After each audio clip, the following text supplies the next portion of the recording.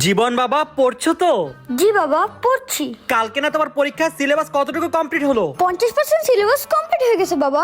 মাত্র 50%? পাস করার জন্য 50%ই যথেষ্ট। জীবন বাবা পড়ছো তো? জি বাবা পড়ছি। কালকে না তোমার পরীক্ষার সিলেবাস কতটুকু কমপ্লিট হলো? 80% সিলেবাস কমপ্লিট হয়ে গেছে বাবা, আর মাত্র 20% বাকি। তুমি একদমই টেনশন করো না, আমি এক্ষুনি কমপ্লিট করে ফেলবো। ওকে মাই সন।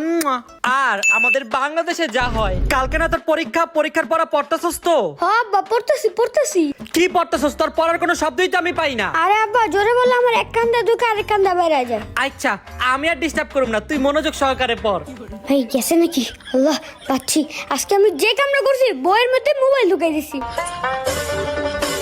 ওয়াও, এই তোর পড়ালেখা?